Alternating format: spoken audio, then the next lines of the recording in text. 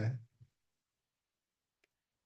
Hello, and joining us on this episode of the Mortgage and Protection Podcast is Paul from Henchurch Lane, here to explain how the mortgage process works for doctors. It's great to chat with you, Paul. How are you doing? I'm very good, Tessa. How are you today? I'm glad to hear that. Yes, I'm well. Thank you. Thank you for asking. Um, Good, good. so, we're taking a shift, aren't we, with We content? are. We're talking about doctors today. We are Um, indeed. Yeah. Let's get straight into the questions then. So let's combine these two because they work well together. So, how do mortgages for doctors work, first of all, and why can it be difficult for doctors to get a mortgage? Can it be difficult?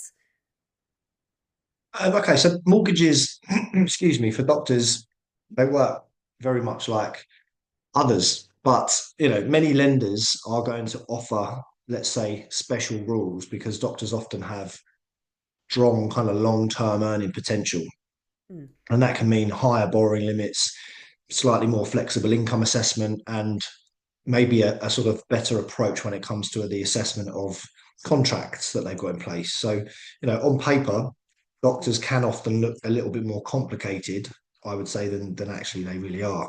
mm, Things like short-term contracts, varied income, maybe a bit of student debt, frequent moves we tend to find with doctors. All of those things can confuse some lenders, I mm. dare to say, or maybe some underwriters, even though the overall risk of the case is relatively low.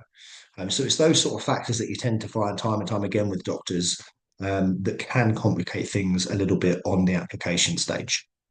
Right, okay. So, a few things there to be aware of, and you've touched on the next point, really. So, how do high levels of student debt affect a doctor's ability to get a mortgage? Anything else to add there?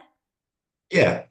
So I would say, firstly, student loans are usually treated a little bit more leniently than other debt can be. So they tend to focus on the monthly repayment rather than the overall balance, which obviously can sometimes be quite large, especially in a profession like that. Mm. But some banks are going to be harsher than others, which is where the sort of lender choice really comes into play. And making sure that it's sort of suited to your particular situation in that instance. Right. Okay. So there we go. Hopefully that explains that now and sounds reassuring as well. Okay. So moving on to this question, what impact do short term contracts have on a mortgage application for a doctor? Right. So short term or fixed term NHS contracts tend to be they can cause issues. I would say Mm, mainly with your sort of high street, your main conventional lenders, but there are other lenders that out there that are going to assess them with what I would say more of a hands-on approach, more of a human touch. I would say, especially mm. if they've got a clear employment history going backwards um, in the same field. So if you've got that history in the background and you're looking at the right lender, it can be relatively straightforward. Mm. Okay, so that's good news as well there. Let's continue on then. So, people would like to know, how does complex income affect a doctor's chances of securing a mortgage? Again, anything else to add here? Yeah, so doctors generally, what we tend to see is a bit of a mix of earnings. So they might have basic pay, which most people have. They're going to have locum income sometimes, overtime, private work, or NHS enhancements. Sometimes they do things called bank shifts. So some lenders are only going to look at the basic salary and maybe another part of their income, where other lenders, if you choose sensibly, could include most of that income or maybe even all of it if it's presented properly. So Hmm. again, lender choice is key here. Right, okay. Now we're getting through these questions. So, why might a history of moving affect a doctor's mortgage application?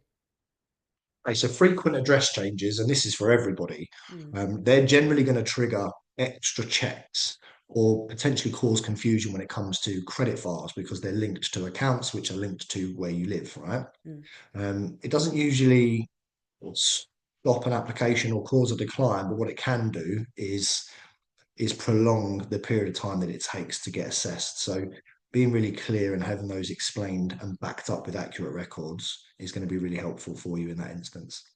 Okay, so that's something to be aware of as well. That's key. Now, how do professional mortgages help doctors in the mortgage application process? Okay, so professional mortgages, they're sort of designed with careers like medicine and those sorts of professions in mind, right? So they're often Mm, going to be allowing a higher borrowing, more flexible income rules, maybe like we touched on earlier, better treatment when it comes to training contracts or short-term contracts. mm, And the overarching thing here is the sort of future earning potential. And what you tend to see in these professions is the earnings over a short period of time, in some instances, grow quite quickly. And mm, it's that kind of situation in the background that helps with those, I would say, criteria situations being loosened a little bit. mm. Right, okay, which is positive there. That's really good news. It is, yeah. Now, you might be slightly biased here, Paul. Let's see. But what are the benefits of using a specialist broker for a doctor's mortgage application? Hey, I Here could talk all day on this point, but we go. a specialist broker is just going to know the lenders that understand your situation better than Mm, someone who isn't a specialist broker. They're going to know who to avoid, and that just means for you fewer declines, a better chance of getting that green tick, better terms generally, probably more affordability, mm, and a smoother process from the start. So what you don't want to do is go into a process like this and get a hard no straight away off the bat, because that can delay things. It can knock your confidence, and it can have a bit of a negative impact on your overall credit score as well. So mm, it's quite important that you deal with someone that knows what they're doing. mm. Okay, you heard it here. Right, let's move on. So, what are the credit score considerations that a doctor should keep in mind when applying for a mortgage? Okay, so what I'd say is it's less about having a perfect score, Mm, but more about avoiding red flags. So things like missed payments, high credit usage, errors that you have on your credit file. So all of these things are generally quite small, easy fixes, and you can do those before you apply, and it has a positive impact quite quickly. So mm. I would say just being mindful and having your credit file up to date and having access to that on the build up to your application is going to be putting you in good stead. Okay, so that's key there. And look at that, we flew through those questions, Paul. Absolutely smashed that. We really have, haven't we? That wraps up our part one episode. We will actually be back with the part two, won't we? There's more We questions will to indeed. cover. Do you have any Absolutely. final thoughts, anything else to add, or should we meet back on part two? Yeah, let's wrap it up in part two. If there's Yeah? any questions there that are that you can relate to, and if you're personally in that industry, in that role, then it's obviously going to be key to know these things. So listening for part two and the rest of the questions coming up. Okay, thank you for that, Paul. We'll catch you then. Thank you, Tessa. Take care.